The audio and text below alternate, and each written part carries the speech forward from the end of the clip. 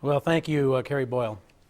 I know that we have some truly unique individuals attending this two-day conference, and I thank you all for being here.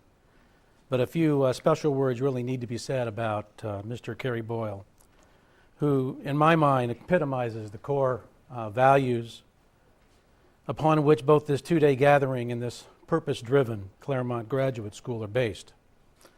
Kerry retired as the chief executive of a series of successful health management businesses to pursue a social mission-oriented career in the nonprofit sector. When in the year 2000 he accepted the position of executive director of what is now named the Peter F. Drucker and Masatoshi Ito Graduate School of Management. This qualifies Kerry for membership in what Dr. Drucker himself has defined as a very special class of individuals who have evolved to the point where they can effectively manage their own personal lives as well as become leaders in improving the lives of others. Well before the term would become as popular as it is today, Dr. Drucker labeled these people as the new social entrepreneurs of the 21st century. That is, individuals who have been successful in their first business, trade, or profession, but because they no longer feel challenged or motivated by their lifelong work, decide to start new careers in order to add value to their communities and increase social purpose in their own personal lives. Like so many of you who have accepted an invitation to be here today, Kerry falls into this special class. We thank him for that, and we look forward to hearing more from him over the course of the next 2 days. First, later today, when he introduces our luncheon speaker, Dr. Glenn Yago of the Milken Institute, and then again tomorrow morning when he introduces one of our venture presenters and this year's winner of the prestigious Nonprofit Innovation Award, which Kerry administers on behalf of the school's, I guess it's called Leader to Leader Foundation, our program. Now, on behalf of the advisory board of the Venture Finance Institute of the Claremont Graduate University, it is my great pleasure to welcome each of you to this third conference sponsored by the VFI within the past 3 years on the topic of adopting the U.S. venture capital model of economic development to financing social investment enterprises in emerging and alternative economy market environments. This is the same classroom where the two earlier VFI conferences took place. The first occurring in September 2002, when the focus was Mexico, and the second, which took place in May of 2003, when microcredit and other international financial innovations to raise global living standards were discussed. And now we meet for the third time to address a subject matter much closer to home, namely how the same financial management practices, methodologies, and institutional arrangements that have propelled the post-World War II growth of great wealth-generating ventures in the U.S. for-profit sector can be applied to meeting the needs and taking advantage of the opportunities resident in the U.S. nonprofit sector.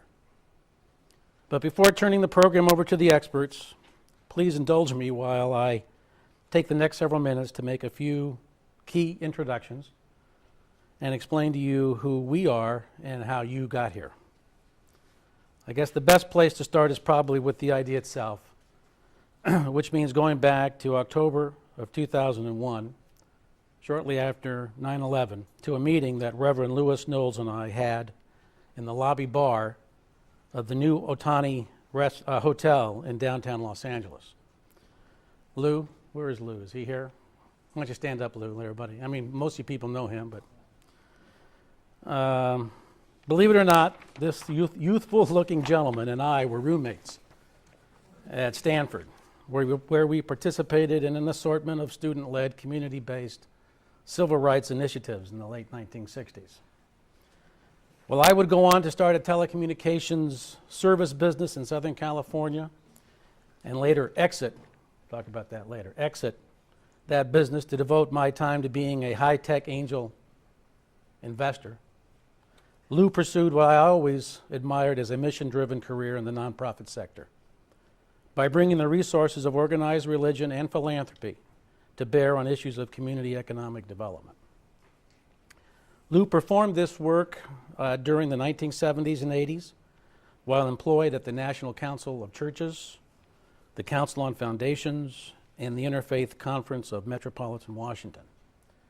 Then from 1996 to 2001, he became the U.S. liaison to American Protestant Churches for Oikocredit, a consortium of 300 European Protestant churches that makes low-interest loans to cooperative and community-based organizations in third world countries. And we have a representative here from Oikocredit as well. Today, Lou serves as president of the Vellore Christian Medical College Board USA, which supports one of India's top-ranked full-service medical teaching and patient care centers.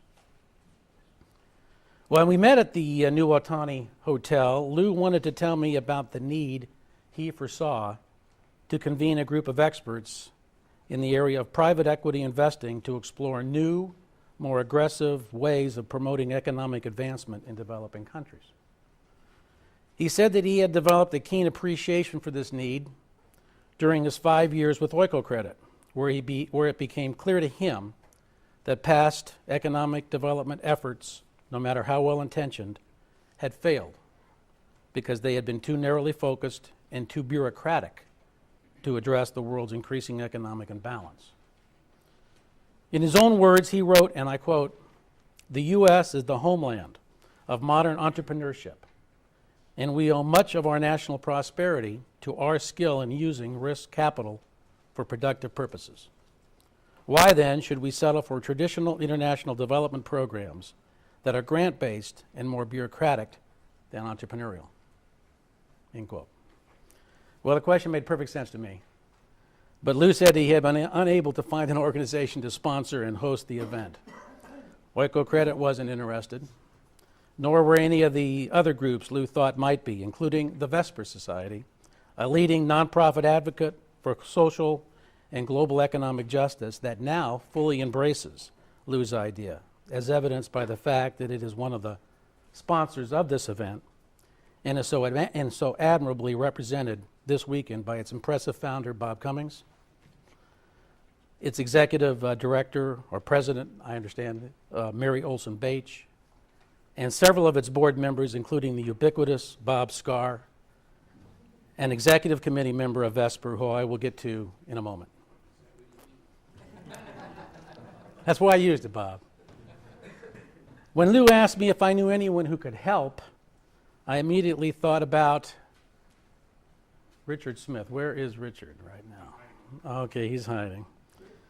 About this scholarly-looking gentleman in the back of the room, Richard Smith, professor of entrepreneurial finance at the Drucker School and director of its Venture Finance Institute, which he had recently formed to become a clearinghouse of information on venture capital investing and a think tank for exploring how this uniquely American financial management innovation could serve as a powerful new tool for global wealth creation.